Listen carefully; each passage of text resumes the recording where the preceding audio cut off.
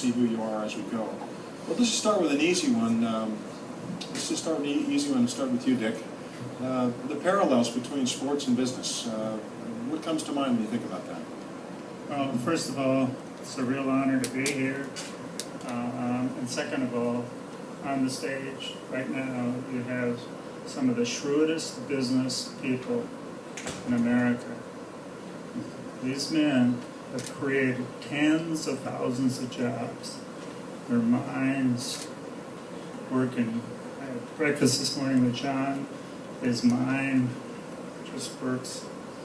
It's ginning up an idea a day, and it's business, real good business people are just built differently. But then comparison between athletics and sports and Can you business. Introduce yourself though first? Oh, first of all, my name is Dick Strong. I'm an investment guy. Okay. all your life, right? Almost since I've been like 22 years old. So, business is all about competition. Athletics is competition. Business is competition. There are winners and losers. Do you have it in your heart to want to be a winner? Are you willing to make the sacrifice? Just like these young ladies that were up here, they're willing to make the sacrifice. It's really, really important to them, but they're successful. And as an investment person, the thing that I look for when I'm investing with different companies is A, the leadership, what the leadership wants to try to do, and B, is the leader a creator? Does he really mean business? Is it really important to him? Is he capable of creating a culture? Yeah. And it's the same with athletics, where coaches, the coach goes out and creates a culture. And there's some people that can create winning cultures, and other people that try real hard, but the results aren't as good. Right. So Jerry, what is it? What sets competitors apart in business? You obviously are in a competitive business in terms of attracting talent and building championship teams. So what sets competitors apart? I'm Jerry Reinsdorf. People like to say what's in their heart, because the heart's just a pump. It's really what's in your brain. I would say that 95% of the players in any sport are fungible. You could substitute one for the other. It's only that 5% that makes a difference, and it's because they're driven. They're absolutely driven to want to win. And that's what sets them apart. They don't necessarily have the most talent. They've got to have a lot of talent. But something drives people to want to win, not to finish second. That's what sets them apart. It's not statistics. They don't play for statistics, and you can't use statistics to evaluate them. It's strictly what's, something special drives them.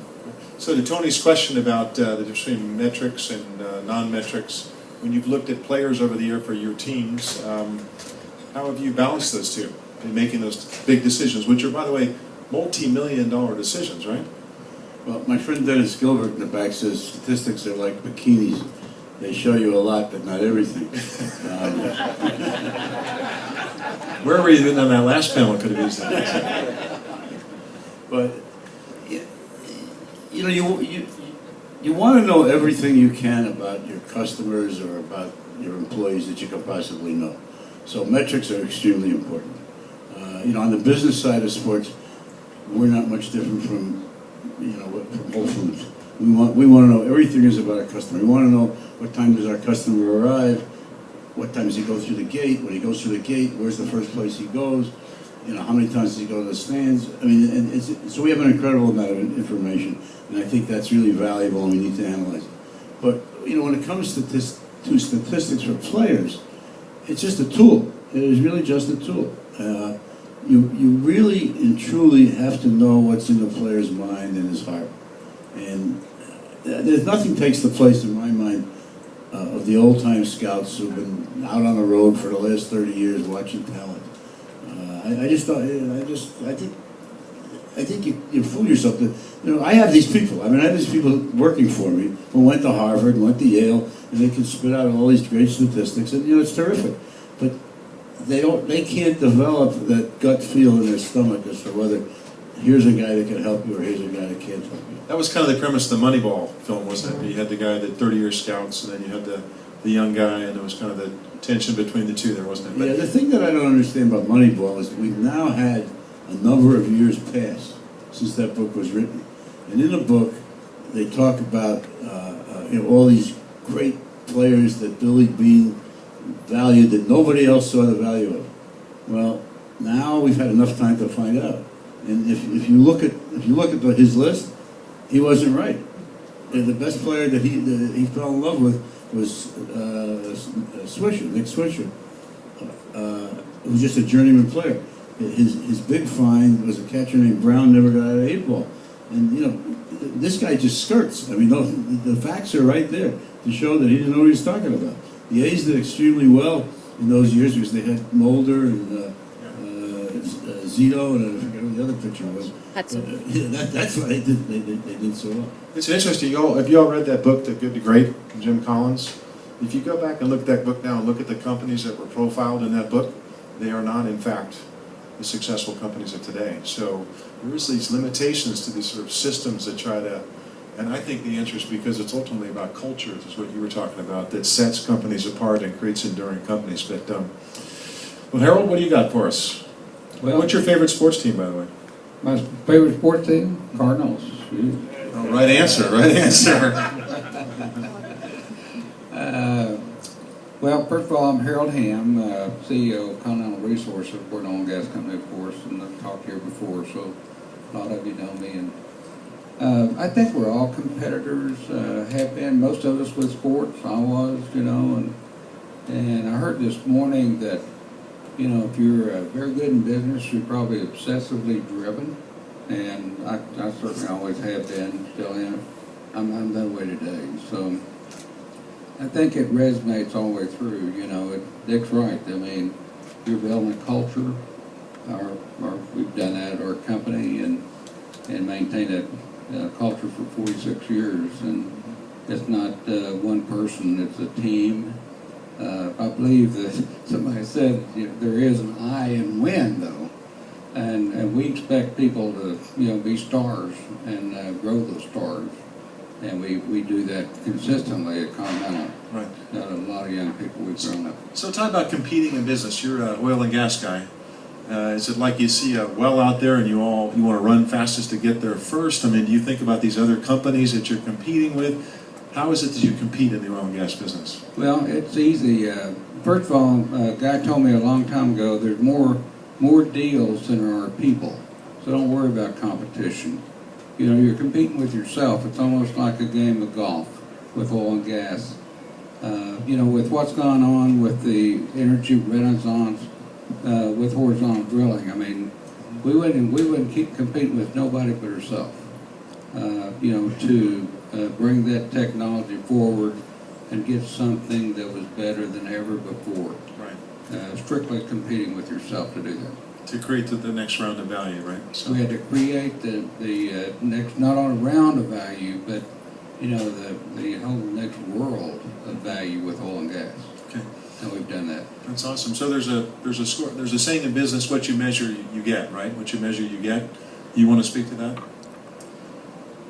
Well, I think I'm John Sykes of Sykes Enterprises, retired. Breed thoroughbred horses and do investing. Met Dick.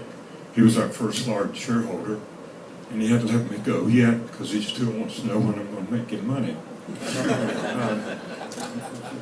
On the horses or the other company? Anything with Dick. It doesn't matter. I think you have to measure every aspect of business. Each of us here come from a different perspective from what the other panels have so far. We're the entrepreneurs. We're the ones that starts the business. Right. We're the man in the money ball that said, you're not going to get any more money. Go be creative and be able to create something. So we come at it from that level. We're risk takers. But at the same time, we have to be responsible with the finances we have. I started Sykes Enterprises when I was 41 with all the money I had, $10,000. And so you got to be real disciplined. I don't know about statistics, but you still got to be disciplined in how you're going to manage your money. And you got to make sure that you got the right people on the bus. That's going to help you accomplish that. And you just have to be focused and stay with your plan. And it's... So when you get up in the morning and you're looking at your business and how it's doing, what do you do? What is your daily discipline around evaluating how your business is done? In retail, we look at comps. What are the comps? Which is the year-over-year sales. What do you look at in your business? Well, when I started it, $10,000, and I got up in the morning and I prayed because everything we had was at risk. It worked out pretty well, right? It did. We blessed very well. Yeah. But I think each morning you have to get up. You have to be just like anybody else here. You got to be able to start the day, and that you got to start today. That today is going to be a better day than what it was yesterday. Right. And I'm going to prepare myself for tomorrow that I might not be able to see. So everything that I do today is disciplined, that it is calculated, it is well out as to what I want to accomplish today. So you could relate to Albert sharing his preparation for game day, right? You could relate to that sort of discipline. He starts out at 1, he watches film, he takes the swings. There's a lot of parallels to how you went through your day as well, right? Absolutely. Yeah, great. You don't have a mic, do you? Share with a Stanford guy. Yeah. So I'm Bill McMorrow. I'm the CEO of Kennedy Wilson. And unlike John, we were really well capitalized when we started. We had $57,000. We're a New York Stock Exchange company today. We're a global real estate investment company. But I think the common denominator that I've heard really all day is that, it all starts as being part of a team. And, well, I think Albert and I were talking, it starts with your parents. And I was one of 9 kids. I was raised by a father that, flew off of aircraft carriers in the Second World War when he was 22 years old. And so there was no messing around in our house. And so he instilled a discipline in us, both work-wise. I really had my first job when I was 8 years old. And so I think that just carries through the rest of your life. I think if you talk to everybody here and everybody in this room, the common denominator is really hard work. And creating a culture, just like you have in your company, I know well, where there's a huge element of trust between everybody. And where you can keep that same team of people together, in my case now 25 years, and we've got many, many people in the company that have been together with us for 25 years. And so there's not a lot of mystery as to how we look at things and how we execute every day. But at the beginning of the core of it is can everybody play on a team? We always say, and I know every company will say this, but you got to leave your ego at the door. And you've got to do the simplest jobs and the hardest jobs. So I think that that is really what you can build a company around over many, many years. Let me ask you another question. I'll give you back the mic. The parallels about trust. You heard a lot of the athletes talk about the trust between their coaches and themselves as being critical to building the team and building the success of the team. It's the same way in business, isn't it? Really, you have to build that trust. So, what are some of the situations in your company over the years where you have been able? How do you build trust in a business organization? How have you done that? Well, I think it's like John said too. I think when you start with a little capital and you start having success like you have, it's a crazy thing, but you attract people that have the same sense of values around you. And over the years, what happened in our company, and I always say that when you have success, you've got to stay the same person you were when you didn't have success. Some people can't handle that concept. And in our company, I've had many, many younger people that have started the company, become very successful, and they have to find another company to work at because they can't stay the same person that they were. I think the other thing that you always have to do is keep perspective and be grateful really every day for whatever success you're having. And so having a sense of humility, being able to play on a team, and staying with the same consistent, disciplined behavior is the key. John? Sure, I'm John Chisholm, CEO of Flowtech. It's a New York Stock Exchange company. And I can certainly speak for our company. I think it's a whole lot like an athletic team. When I was asked to come in and take over Flowtech, it was literally a phone call away from bankruptcy. And as Tony La Russa said, we had to change the framework of the minds of the employees. Right before I came in, 30% of the employees had been let go as a way to try to save the company. And as tragic as that was for 125 people, the 400 that were left wondering, were they next? And one person can't change that frame of mind.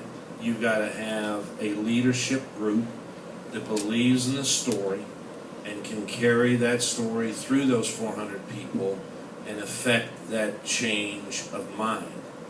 And with respect to statistics, at the time that we were asked to try to keep Flowtech out of bankruptcy, any financial person of the acumen of someone like Dick Strong would say there is no chance that that company would make it. It had as much debt as revenue. It had very little cash. And had This is when you came in. That's correct. And 4 years ago, had a market capitalization on the New York Stock Exchange of $30 million and a stock price of 97 cents, and today it's a market cap of $1.2 billion and a stock price of $22. Congratulations. Well, the congratulations goes to the team of Flowtech and the leadership that believed that you could change the frame of mind and you could create a culture that was adverse to losing. Because for a series of months and quarters, that's all they were used to doing is losing. And you had to change that culture to be able to have the opportunity for success. So looking back on that, what was one thing that you could share, if you had to pick one thing around how you changed that frame or that culture, what did you do? Well, I think if there was probably one overriding thing, my philosophy was, as a leader, you put your ego on the bench and you give ultimate responsibility to the folks that are truly smarter than me that run the company. I have the ultimate authority, but they have the responsibility to turn the company to where it's been able to be turned around. And if I were to say there's one thing that I would attribute that to Flowtech, it was the approach to believe you had good people. Some came in with me, some were still there, but to give them the responsibility for them to do what they could do very well. So in that analogy, are you the GM? Are you the coach? What's your role in that? Well, I guess I know you're the CEO, but if you were to convert it to sports, what would it be? Yeah, I'd guess I'd probably say the coach. I would. You know, I think really, I was thinking about this last night when they were talking about the baseball managers. Yeah. I really think that's a misnomer. I learned a long time ago from a guy that they pay me way more money than to be just a manager. They pay me to lead. And the folks that are out here on the stage today, but this morning, they're leaders, and it's different. Leaders are trying to shape how the company or how the team goes, not just accept what's dealt to them. Right. Well, let's talk a little bit about, I'm sure everyone up here shares a passion for business. I know I certainly am passionate about business, like we've heard the passion for sports. It's really a lot of fun to be in business. It's very creative, it's very energetic, it's very exciting. So, but there's challenges along the way. Just like we heard, you lose 60 games and it's still a winning season. In business, there's a lot of challenges every day. Jerry, what's a challenge that you faced that you think was a kind of a big challenge, and how did you face it? How did you get through it? What did you learn from it? Well, I think the biggest challenge that I faced in business was when I started in the real estate business in 1973, and we did public offerings of real estate syndicates. We started in 73, we did very well. In 1974, when we filed a registration statement, the SEC refused to clear the registration statement. And then they sent in the enforcement division because they were sure that we had done something wrong. And we could have been out of business at that point. And we finally got through it, and I remember the SEC guy from the enforcement division said, you know, you're the only guys that ever got away from us. And after that, we did well. But that was a hell of a challenge, the second year in business, to have the government on your case. That's right, that's true. I thought he was going to say Antonio La Russa as a manager. No, that was easy. I corrected that mistake. Amazing, you guys are still friends too. That's good. Well, do you realize that the heights that he went on to after He left you, yes, we all see that. He certainly flourished. But I just wanted to add one thing. You know, the CEO's job, to my mind, and before I got into baseball, this company that almost went out of business got to be pretty big by the standards of its day. And to my mind, the CEO's job is the easiest job in the company. Because basically what you got to do, and I think you all know this, is surround yourself with very good people and let them do their job. Just they talk to each other. I think the CEO has really only three responsibilities: the long-range planning, public relations, and hiring good people and making sure they talk to each other. If you do that, your job becomes very easy. That's good. So think back to your championship team when I was there in Chicago when the South Side was celebrating. What was special about that World Series, World Championship team? Because it hasn't been the same, quite honestly, since then. But no, what was the intangible about that team that set it apart from the others? Well, baseball is different from all the other sports. It's just generational, and it's a thing that ties families together from generation to generation. And I didn't quite realize it. I sort of felt that way before. But when we won the World Series, you could have gone to any cemetery the next day, and the graves were decorated. And people tell me I had to make sure my mother or my father, my grandfather knew the White Sox had won. And then we had a parade. The mayor himself planned the parade. We went through different neighborhoods.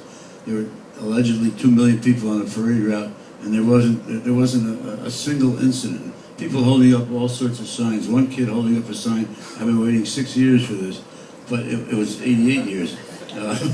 But I saw the president of the Federal Reserve in Chicago was out on the sidewalk wearing his White Sox jersey.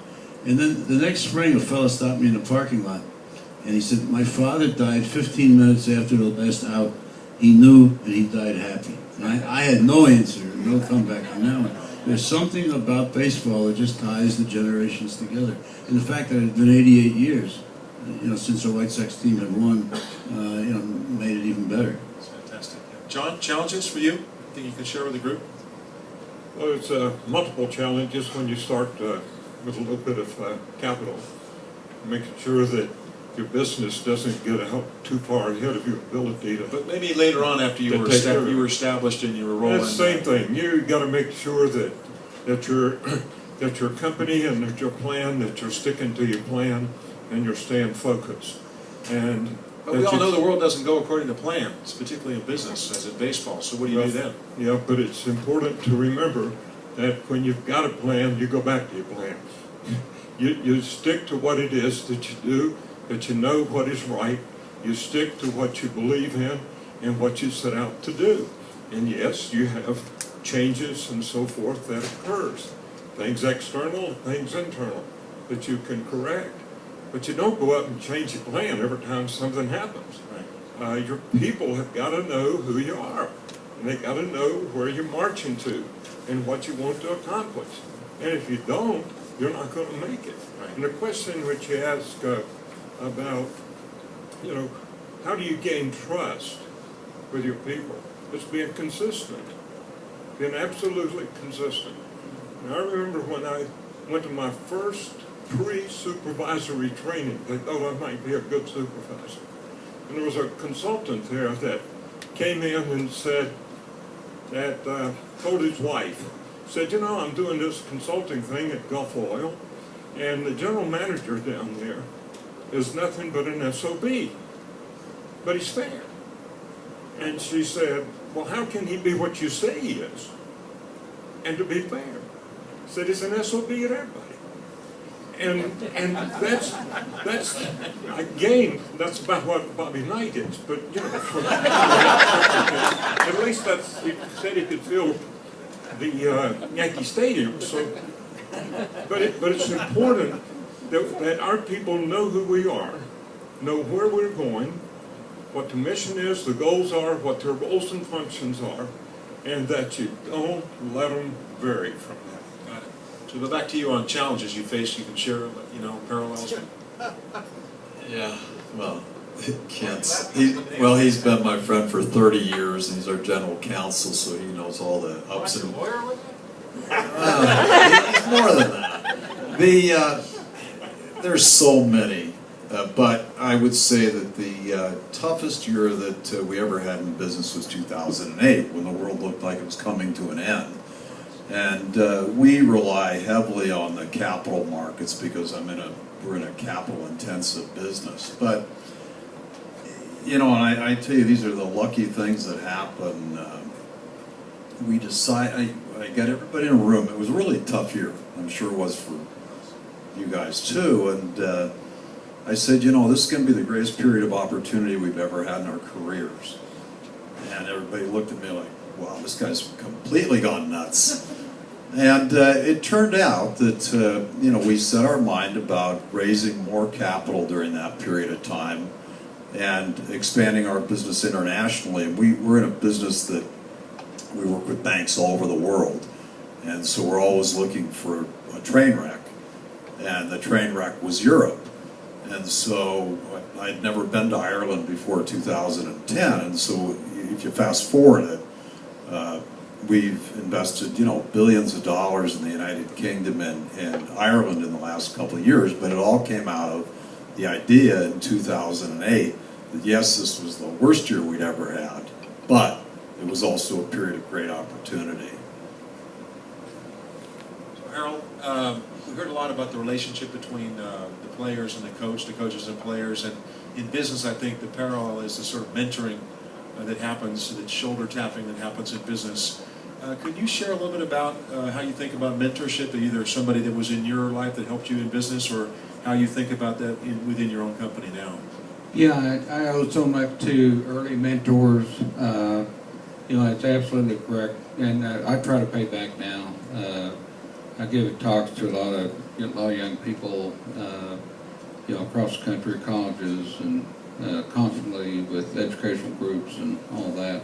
I had a few people, you know, our business, the reason I got into it, it's the most generous business and generous people in the world. And that's why I was attracted to oil and gas people. You know, some of them make a lot of money, they give it away. But some of those people played huge roles in my life. You know, you ask them, they'll take time to teach you. And I had several that I could just name a few, and that just played, you know, such a huge role and get me started right off the bat. And I'd have wished I'd have had $10,000. No telling what I could have done. I started with a $1,000 banknote. John, what about you? People in your life, mentors. What do you think about, you know, mentorship and helping younger people, or what about that? There's the parallels between coaching and mentorship and that sort of thing. Sure. I've really had too many mentors to mention here, and I was an athlete at some stage in my life, not anything like the folks that you've heard talk today. And like Harold was saying, I think it's incumbent on folks like us that are on this stage to give back and to pay forward and try to help out from a mentoring deal. But even at this stage right here, you know, I'm certainly open to mentoring. Dick Strong is a mentor of mine. He's a great guy. I've learned a lot from him about how he looks at life, just as an example. So I don't hope that I ever stop the need of having folks mentor me through the rest of my life.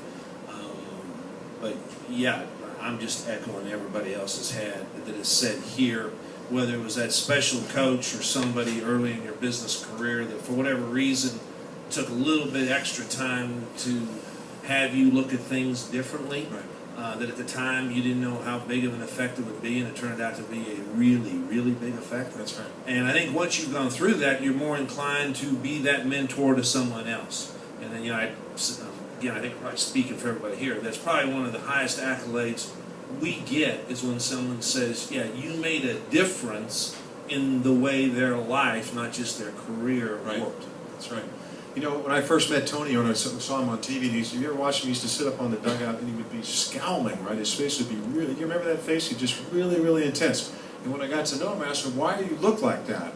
Well, the reason is because he's concentrating on every single player so that when he can have a conversation with him, he can actually say something real about what they're doing. And that's leadership in my book. That's somebody who's taking the time to get to know each individual player and speak from a very specific place. So we've got about 10 minutes left, Dick, and the magic of business, the magic of sports. What is the magic of business? What do you think, for you? You've been in business all your life.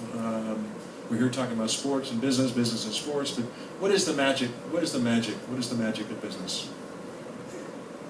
It's the challenge. The beauty of America is that we're free. You have a right to do whatever you want to try to do. And with the freedom comes the opportunity to take on challenges. And I think each of us as human beings, if you challenge yourself and you're always reaching a little bit higher each and every day, it's amazing what can be accomplished. Totally. And it's a matter of just setting goals, always making sure that the hurdle is higher than it really should be. And it's amazing how 80–90% of the time you figure out a way, you and your team figure out a way to get over that hurdle. And it's a wonderful, wonderful, magical experience as you get over the hurdle, over the high bar, and you come down to the mat and you say we did it, and you're able to celebrate. That's beautifully said. By the way, what's your favorite sports team? Don't say the Cardinals, that's already been taken. Marquette Warriors. Okay. That's good. Very good. Jerry, magic of business, what do you have for us? The magic of business is... You can pretty much answer whatever you want. I'm just... Yeah, no, but it's fun. I mean, I at an early, probably at the earliest age that I can remember, I never wanted to work for anybody. I hated school because I hated teachers. Like a therapy session. Because they were sitting in judgment on me. And then, and I got out, I had jobs, and I never wanted to have a boss. And finally, I got into business on my own and built up a pretty good business, which I sold. But it's not. It wasn't the making of money, but as much as it was the creation of jobs. I mean, I started in the real estate business with about 5 or 6 other people. And by the time I sold the company 9 years later to American Express, and I don't know, we were the largest apartment owner in the country. We had tens of thousands, if not 100,000 employees. And so, that was a satisfying thing. It was the creation of jobs. I had this funny idea that private enterprise, not government, created jobs. I would suggest this is a right-leaning panel up here. So you're the only person up here that's actually making their living in sports, right? So you've got the sports and the business together. You're confusing that. I made my living before I got into sports. In sports, all we do is we take in money from the customer, and then we take out a few dollars for expenses and pass it on to the players. Yeah, that's great. Okay. John? Magic of business. Well, I think for me, and I think for the folks at Flowtech, we've instilled just a commitment to make a difference. And in business, you can make a difference, whether it's with the company, with the employees, with the community. And you have that opportunity, as Dick says, and we actually have that as a tagline with Flowtech, making a difference. I think that's one of the real beauties of what we do, is you can step back after every day and say, did I make a difference? And you hope like the devil you can say, yes, I did. So what's the parallel between a championship sports team and a championship business team? Well, you've obviously got to have good players, and you've got to have good employees. And probably the closest parallel I would say is you have a consistent vision that everyone buys into. I was having lunch with a gentleman the other day, and he was reading this book about NASA, and a reporter, when they were going to the moon, and a reporter asked the janitor, "What do you do?" And he said, "I'm helping us get to the moon." Right. And everyone in that organization knew that was the objective. And whether it's Tony La Russa to get to the World Series or Flowtech to, try to get as much earnings back to our shareholders, everybody should know what that mission is. Yeah. Harold, looks like you want to add something. I would. I just want to answer that last question. What the parallel, and it's leadership. That's why I'm here. That's why we're all here. Adding to our abilities in leadership, and certainly in sports, you have to have strong leaders. Somebody that can inspire the team. The admiral that everybody will get behind, and all the department heads and everything in bed in the same way. Yeah. And they have to be inspired. They have to become that leader.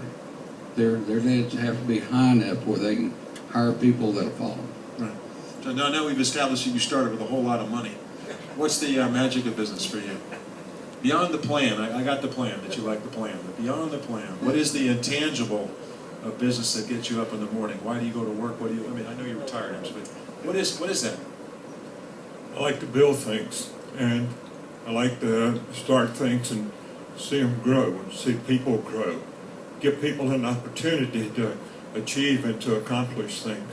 Beautiful. And so that's the thrill I get out of business, and it's good to be able to step back and see these people take it and move it. Totally agree with that, Bill. Well, I would. It's exactly what John just said, but I think for me, it's the success that you feel when we push people beyond what they even think they could do, and then when you have that success together as a group. And I'm like John and all these guys. I love building things and starting things from scratch and putting the team together. But it's I always say pushing people through their resistance that they might have, that they think we can't take that chance or take that risk, and then having it turn out to be successful. The difference about sports, though, is you make people either very happy or unhappy who have nothing to do with the business. They don't work there. They don't have an economic interest in it. The Cardinals won the World Series. The White Sox won the World Series. Millions and millions of people are happy. When we lost 99 games last year, lots of people were very unhappy who didn't work for us, have no economic interest. It's amazing the impact that sports has way beyond what a business has. You're successful in business, your shareholders are happy, your employees are happy, but most people could care less. But in sports, people feel they have a stake, even though they don't have a stake. It's an incredible thing. Great. So we got time for a few questions. Anybody out there? You got to make us business people feel good. Come on, here we go. Great. I'm curious about how many. Can we get a mic? Is there an extra mic there? We got them all up here, maybe. Okay. Go ahead. Go for it. About how many of you all participated in athletics, and how much that contributed to your. Good question. So the question is, did all of you studs up here compete in athletics? And how much do you think competitive athletics contributed to your success in business? John, go ahead. You mean we don't look like we were real big time I didn't athletes? say that. I didn't say that. This would probably make my professors in college really not feel very good, but I actually felt that I've learned more about business by being an athlete, and in particular being a quarterback, in that those very principles of being an athlete, you're going to work hard, you're going to get knocked down, you're going to get back up, and the fourth quarter is where you win the game, or the ninth inning, or what have you, applies exactly to business. So it's very key to me. First of all, you have to understand, I'm Jewish, and when a Jewish boy gets bar mitzvah, that's when he realizes he has a better chance to own a team than play for it.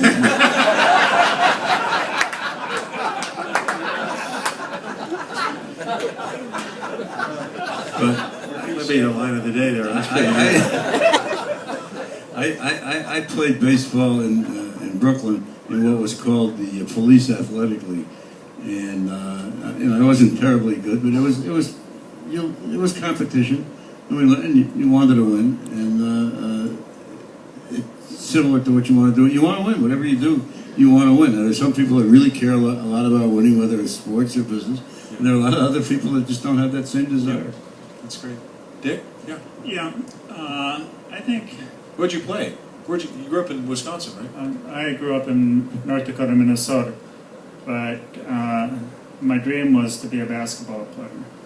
Now, it wasn't really that good, but you know, when you're 6 years old to 15 years old, there's this rivalry between the people you hang around. And it's just natural because you're trying to break away from your mom and dad and figure out how you're going to live life and figure out who you are. And it was one day I was sitting in the cafeteria. I was playing on the junior high school basketball team, and there was one kid that was 3 times better than anybody else. And I said, you know, in 2 years I'm going to have that guy's position. And he didn't know I was sitting there right in front of him. But he said, isn't that funny? Or he heard that I had said that, and he said, isn't that funny? And he looks up, and he sees me looking at him. And I looked at him, and I said, you know, I did say that, and it's going to happen. Okay? So it did happen.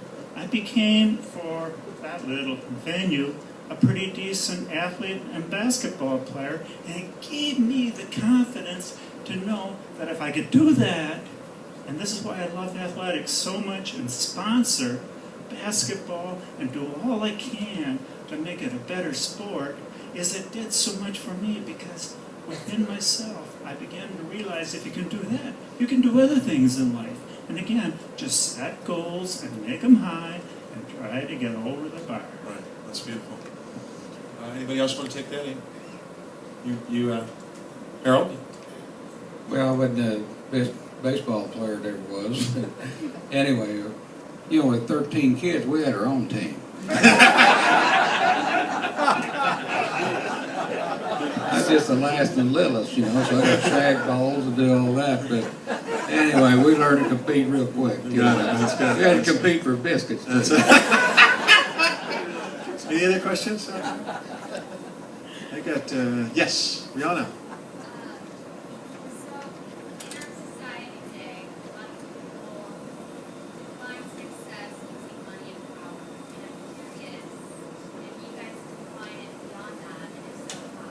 So her question is that in today's society, many people define success as money and power, and she's curious if you agree with that or you have a different definition for success. Yeah, go ahead, Harold. You get the biscuit. I heard somebody. Yeah, got the biscuit. I heard somebody up here earlier. I forget who said it, but they said, "I never worked for money." You know, it was you know to accomplish something. And you know that's my deal. Still yet, you know I don't. You know money counts, but you know that's what it is. Count, but that's not what you strive for. You know you strive for something much bigger than that. Well, for me, and I think everybody at our company, it has nothing to do with the money or the power. It's what I said earlier. It's the common denominator of being successful as a group at whatever you're trying to accomplish, whatever that is. You know, fortunately or unfortunately, we get measured by a bottom line that has a number on it.